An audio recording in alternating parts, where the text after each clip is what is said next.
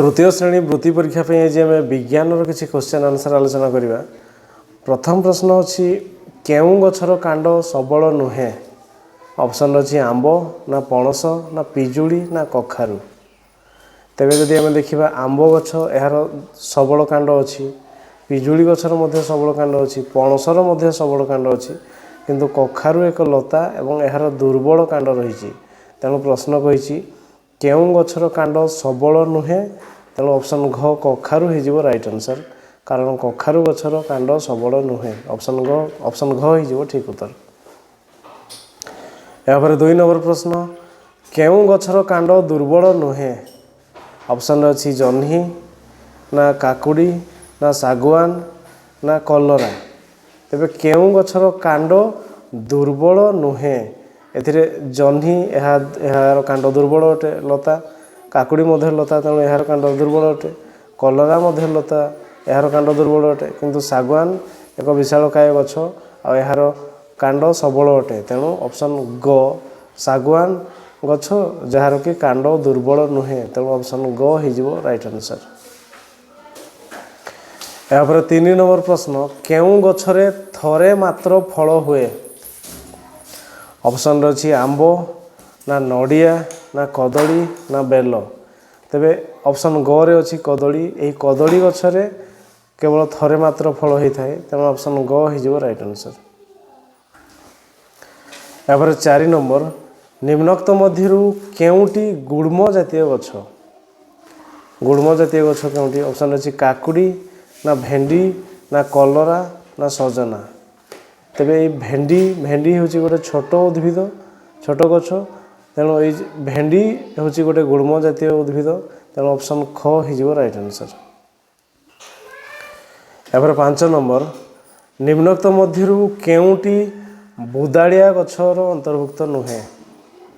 Option अच्छी किया ना गुआ ना सपुरी ना बाउंस।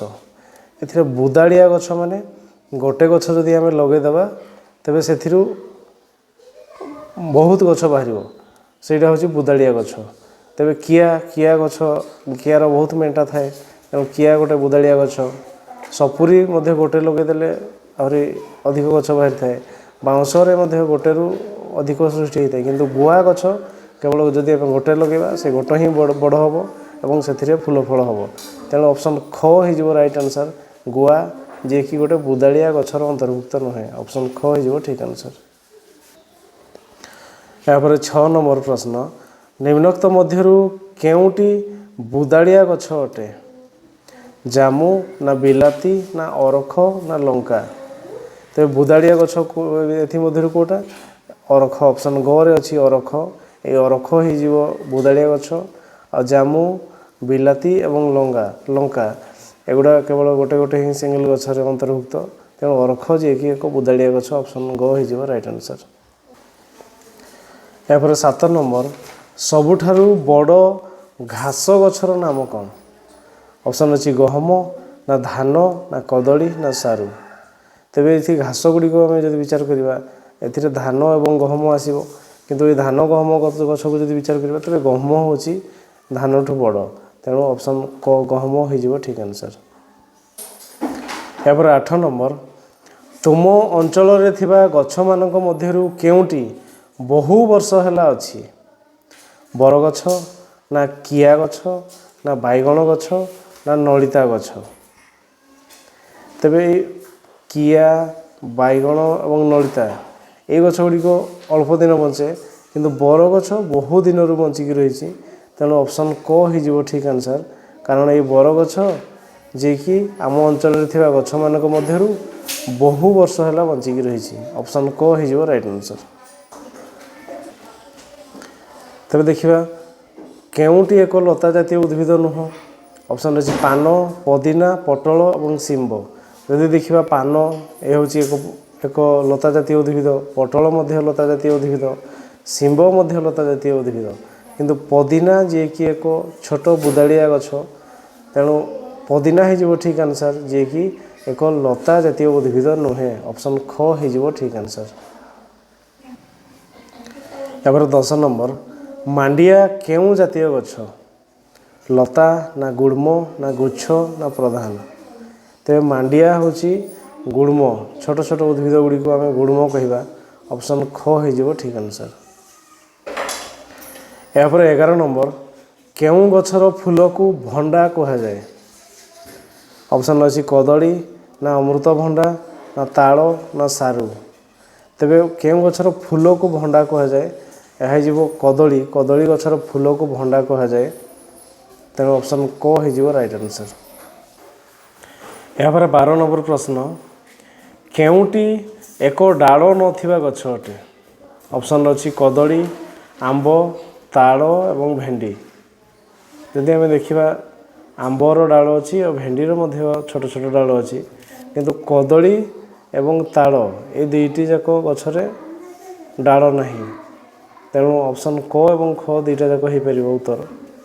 ତେଣୁ ବଡ଼ ଗଛ ଯଦି ଦେଖିବା ତେବେ ତାଳ ହେବ, ଆଉ ଯେକୌଣସି ଗଛ ଯଦି ହିସାବ କରାଯାଏ କଦଳୀ ମଧ୍ୟ ଠିକ୍ ଆନ୍ସର୍ ହେବ। ଏହାପରେ 13 ନମ୍ବର, ବାଉଁଶ ଗଛ କେଉଁ କାଣ୍ଡ ବିଶିଷ୍ଟ ଗଛ? ଅପସନ୍ ଅଛି ସବଳ ନା ସରଳ ନା ଜଟିଳ ନା ଦୁର୍ବଳ। ତେବେ ବାଉଁଶ ଗଛ ହେଉଛି ଏକ ସବଳ କାଣ୍ଡ। ତେଣୁ ଅପସନ୍ କ ହେଇଯିବ ଠିକ୍ ଆନ୍ସର୍। ଏହାପରେ 14 ନମ୍ବର, କଲରା କେଉଁ ଜାତୀୟ ଉଦ୍ଭିଦ? ଗୁଳ୍ମ ନା ଲତା ନା ସବଳ ନା ଦୁର୍ବଳ। ସେ ପ୍ରଶ୍ନ କହିଛି କଲରା କେଉଁ ଜାତୀୟ ଉଦ୍ଭିଦ, ତା'ର କାଣ୍ଡ ବିଷୟରେ କିଛି ପଚାରିନି, ତା'ର ଜାତିଟା କ'ଣ। ତେଣୁ ଲତା ହେଇଯିବ ଠିକ୍ ଆନ୍ସର୍। ଯଦି ତା'ର କାଣ୍ଡ କେମିତି ତାହେଲେ ଦୁର୍ବଳ ହୋଇଥାନ୍ତା, କିନ୍ତୁ ଏବେ ପଚାରିଛି କେଉଁ ଜାତୀୟ ଉଦ୍ଭିଦ, ତେଣୁ ଲତା ଜାତୀୟ ଉଦ୍ଭିଦ। ଅପସନ୍ ଖ ହେଇଯିବ ରାଇଟ୍ ଆନ୍ସର୍। ଏହାପରେ 15 ନମ୍ବର, କେଉଁ ଉଦ୍ଭିଦର ପ୍ରଧାନ ମୂଳ ଥାଏ? ଧାନ ନା ପିଜୁଳି ନା ଗହମ ନା ତାଳ। ଯଦି ଆମେ ଦେଖିବା ତେବେ ପ୍ରଧାନ ମୂଳ ପିଜୁଳି ଗଛର ପ୍ରଧାନ ମୂଳ ଥାଏ। ଅପସନ୍ ଖ ହେଇଯିବ ରାଇଟ୍ ଆନ୍ସର୍। ଆଉ ଧାନ, ଗହମ ଏବଂ ତାଳ এই ଗଛ ଗୁଡ଼ିକର ଗୁଚ୍ଛ ମୂଳ ଥାଏ। ତେଣୁ ଅପସନ୍ ଖ ପିଜୁଳି ହେଇଯିବ ରାଇଟ୍ ଆନ୍ସର୍, କାରଣ ଏହି ପିଜୁଳିର ପ୍ରଧାନ ମୂଳ ରହିଥାଏ। ଅପସନ୍ ଖ ଠିକ୍ ଆନ୍ସର୍। ଏହାପରେ 16 ନମ୍ବର, କେଉଁ ଗଛର ଶାଖା ପ୍ରଶାଖା ଥାଏ? ଅପସନ୍ରେ ଅଛି ଖଜୁରୀ ନା ତାଳ ନା ଆମ୍ବ ନା ନଡ଼ିଆ। ତ ଯଦି ଆମେ ଦେଖିବା ପ୍ରଶ୍ନ, ଖଜୁରୀ, ତାଳ ଏବଂ ନଡ଼ିଆ ଏହି ତିନୋଟି ଗଛର ଶାଖା ପ୍ରଶାଖା ନଥାଏ। ଆଉ ଅପସନ୍ ଗରେ ଅଛି ଆମ୍ବ, ଏ ଆମ୍ବ ଗଛର ଶାଖା ପ୍ରଶାଖା ଡାଳ ଥାଏ। ତେଣୁ ଅପସନ୍ ଗ ହେଇଯିବ ରାଇଟ୍ ଆନ୍ସର୍। ଏହାପରେ 17 ନମ୍ବର, ଉଦ୍ଭିଦର କେଉଁ ଅଂଶ ଶ୍ୱାସକ୍ରିୟାରେ ସାହାଯ୍ୟ କରେ ନାହିଁ? ଅପସନ୍ ଅଛି ପତ୍ର ନା ମୂଳ ନା କାଣ୍ଡ ନା ଫୁଲ। ତେବେ ଏହାର ସଠିକ୍ ଆନ୍ସର୍ ହେବ ଅପସନ୍ ଘ ଫୁଲ, ଯିଏକି ଉଦ୍ଭିଦର ଶ୍ୱାସକ୍ରିୟାରେ ସାହାଯ୍ୟ କରେ ନାହିଁ। କାରଣ ଗଛ ଯେତେବେଳେ ଛୋଟ ଥାଏ ତା'ର ଯେଉଁ ଯେଉଁ ଅଂଶ ଗୁଡ଼ିକ ଗ୍ରୀନ୍ ଦେଖାଯାଉଥାଏ ସେ ସେହି ଅଂଶରେ ସେ ଶ୍ୱାସକ୍ରିୟା କରିପାରେ। ଉଦ୍ଭିଦ ତା'ର ଚେର ସାହାଯ୍ୟରେ ମଧ୍ୟ ଶ୍ୱାସକ୍ରିୟା କରିପାରେ। କାରଣ ଯଦି ଗୋଟେ ଗଛକୁ ଆମେ ପାଣି ଢାଳିକି ତା ଚେର ଚାରିପଟେ ପାଣି ଜମେଇକି ରଖିବା, ତେବେ କିଛି ଦିନ ପରେ ସେ ଗଛଟି ମରିଯିବ। କାରଣ ସେ ଚେର ସାହାଯ୍ୟରେ ମଧ୍ୟ ଶ୍ୱାସକ୍ରିୟା କରେ। ସେ ପାଣି ଯୋଗୁଁ ସେ ଚେରରେ ଶ୍ୱାସକ୍ରିୟା କରିପାରିବ ନାହିଁ, ତେଣୁ ଗଛଟି ମରିଯିବ। ଆଉ ତା'ର କାଣ୍ଡ, ଯେତେବେଳେ ତା'ର କାଣ୍ଡ ନରମ ଥାଏ ବା ସେ ନୂଆ କାଣ୍ଡ ସୃଷ୍ଟି ହେଉଥାଏ, ଯେଉଁ କାଣ୍ଡ ଗୁଡ଼ିକ ସବୁଜ ରଙ୍ଗର ଥାଏ, ସେଇ କାଣ୍ଡରେ ସେ ଶ୍ୱାସକ୍ରିୟା ମଧ୍ୟ କରିପାରେ। ତେଣୁ କେବଳ ଫୁଲରେ ସେ ଶ୍ୱାସକ୍ରିୟା କରିପାରେ ନାହିଁ, ଆଉ ପତ୍ର, କାଣ୍ଡ ଏବଂ ମୂଳ ଏହି ତିନୋଟି ଅଂଶରେ ସେ ଶ୍ୱାସକ୍ରିୟା କରିପାରେ। ତେଣୁ ଅପସନ୍ ଘ ହେଇଯିବ ଫୁଲ, ଯିଏକି ଉଦ୍ଭିଦକୁ ଶ୍ୱାସକ୍ରିୟାରେ ସାହାଯ୍ୟ କରେ ନାହିଁ। ଅପସନ୍ ଘ ଠିକ୍ ଆନ୍ସର୍।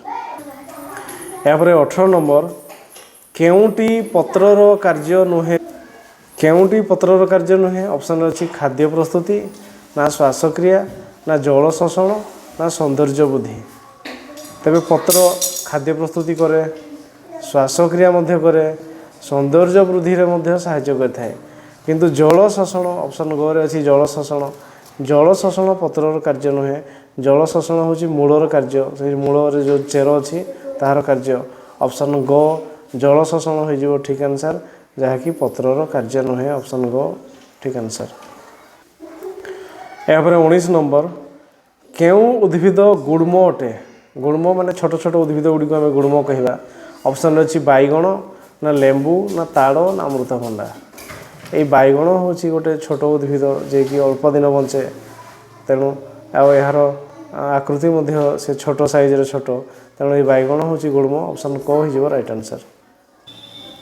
ଏହାପରେ 20 ନମ୍ବର, କବି କେଉଁ ଋତୁରେ ଫଳିଥାଏ? ଅପସନ୍ ଅଛି ଗ୍ରୀଷ୍ମ ନା ବର୍ଷା ନା ଶରତ ନା ଶୀତ। ତେବେ କୋବି ହେଉଛି ଶୀତ ଋତୁରେ ଫଳିଥାଏ। ଏହି ଶୀତ ଋତୁରେ ବହୁ ପରିମାଣରେ କୋବି ଖାଇବା ପାଇଁ ମିଳିଥାଏ। ଅପସନ୍ ଗ ହୋଇଯିବ ରାଇଟ୍ ଆନ୍ସର୍।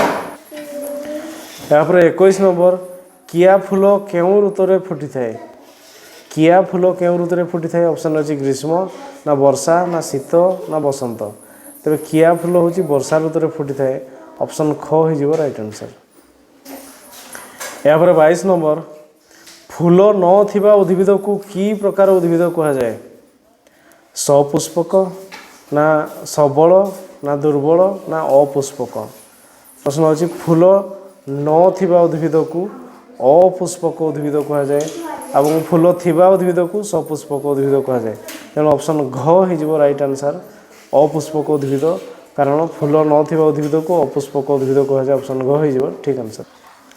ଏହାପରେ 23 ନମ୍ବର, ଫୁଲ ଫୁଟୁଥିବା ଉଦ୍ଭିଦକୁ କି ପ୍ରକାର ଉଦ୍ଭିଦ କୁହାଯାଏ? ଅପସନ୍ ଅଛି ସପୁଷ୍ପକ ନା ସବଳ ନା ଗୁଳ୍ମ ନା ଅପୁଷ୍ପକ। ତେବେ ଫୁଲ ଫୁଟୁଥିବା ଉଦ୍ଭିଦକୁ ସପୁଷ୍ପକ ଉଦ୍ଭିଦ କୁହାଯାଏ। ଅପସନ୍ କ ହୋଇଯିବ ରାଇଟ୍ ଆନ୍ସର୍। ଏହାପରେ 24 ନମ୍ବର, କେଉଁ ଫୁଲ ମାତ୍ର ଗୋଟିଏ ରଙ୍ଗର ମିଳେ? ଅପସନ୍ ଅଛି କନିଅର ନା ମନ୍ଦାର ନା ଟଗର ନା ଗୋଲାପ। ତେବେ ଅପସନ୍ରେ ଯେଉଁ ଅଛି ଟଗର, ଏଇ ଟଗର ଫୁଲ କେବଳ ହ୍ୱାଇଟ୍ କଲର୍ରେ ମିଳିଥାଏ। ଆଉ ଅଲଗାର ଭେରାଇଟି ପ୍ରକାର ରହିଛି, ଗୋଲାପ ମନ୍ଦାର ଏବଂ କନିଅରର ବିଭିନ୍ନ କଲର୍ ରହିଛି। ତେଣୁ ଅପସନ୍ ଗ ଟଗର ହୋଇଯିବ ରାଇଟ୍ ଆନ୍ସର୍, ଯାହାର କି କେବଳ ଗୋଟିଏ ମାତ୍ର ରଙ୍ଗ ରହିଛି। ଅପସନ୍ ଗ ଟଗର ହେଉଛି ଠିକ୍ ଆନ୍ସର୍। ଏହାପରେ 25 ନମ୍ବର, କେଉଁ ଗଛର ପ୍ରତ୍ୟେକ ଅଂଶକୁ ଆମେ ଖାଦ୍ୟ ଭାବେ ଗ୍ରହଣ କରୁ? ପଣସ ନା କଲରା ନା କଖାରୁ ନା ସଜନା। ତେବେ କେଉଁ ଗଛର ପ୍ରତ୍ୟେକ ଅଂଶକୁ ଆମେ ଖାଦ୍ୟ ରୂପେ ଗ୍ରହଣ କରିଥାଉ? ମାନେ ତା'ର ପତ୍ର ବି ଖାଇଥାଉ, ତା'ର କାଣ୍ଡ ବି ଖାଇଥାଉ, ଫୁଲ ବି ଖାଇଥାଉ, ଫଳ ବି ଖାଇଥାଉ।